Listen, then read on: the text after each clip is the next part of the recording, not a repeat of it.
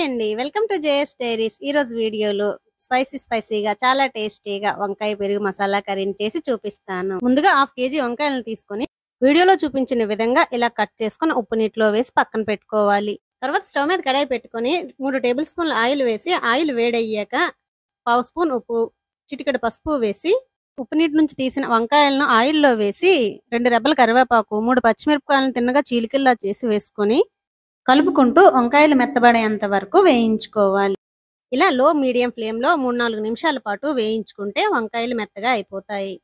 ఇలా వేయించుకున్న వంకాయలను ఒక ప్లేట్లోకి తీసుకొని తర్వాత అదే ఆయిల్లో 2 యాలకులు, 3 మిరియాలు, 3 లవంగాలు, 1 బిర్యానీ ఆకు, 3 ఎండుమిరపకాయలు, ఒక పెద్ద ఆనియన్ ముక్కలు వేసి ఆనియన్స్ గోల్డెన్ బ్రౌన్ కలర్ అయ్యేంత వరకు వేయించుకొని ఈ టైంలో 1 స్పూన్ అల్లం వెల్లుల్లి పేస్టు, పావు టీ స్పూన్ పసుపు, 1 రెబ్బ కరివేపాకు వేసి ఇంకో నిమిషం పాటు వేయించుకోవాలి.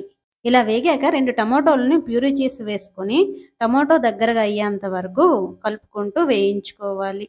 ఇలా మసాలా దగ్గరగా అయ్యాక చిన్న కప్పు పెరుగు, పావు టీ స్పూన్ జీలకర్ర పొడి, 1 స్పూన్ ధనియాల పొడి, టేస్ట్కి సరిపడా కారం వేసి ఇంకో నిమిషం పాటు వేయించుకోవాలి. ఇలా వేగాక 150 ml వాటర్ని యాడ్ చేసుకుని మసాలా నుంచి ఆయిల్ సపరేట్ అయ్యేంత వరకు మూత పెట్టుకొని ఉడికించుకోవాలి. వేయించి పక్కన పెట్టుకున్న వంకాయలను వేసి మూత పెట్టుకొని 4 నిమిషాల పాటు ఉడికించుకుంటే మసాలాలో ఉండే ఉప్పు కారాలు వంకాయలకు బాగా పడుతుంది. ఈ టైంలో ఉప్పు కారాలను చూసుకొని సరిపోకపోతే యాడ్ చేసుకోవాలి. నాకు కొంచెం ఉప్పు సరిపోదు అనిపించిందండి, అందుకే యాడ్ చేశాను. Half spoon garam masala, cut చేసి పెట్టుకున్న కొత్తిమీరను వేసి మొత్తం కలుపుకొని స్టవ్ ఆఫ్ చేసుకోవాలి.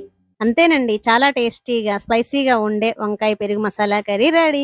నచ్చిందా? నచ్చితే ఒక లైక్ చేయండి. మరిన్ని రెసిపీస్ కోసం ఛానల్ సబ్స్క్రైబ్ చేసుకుని నోటిఫికేషన్ మిస్ అవ్వకుండా ఉండడం కోసం బెల్ ఐకాన్ని క్లిక్ చేయండి. Thank you for watching friends.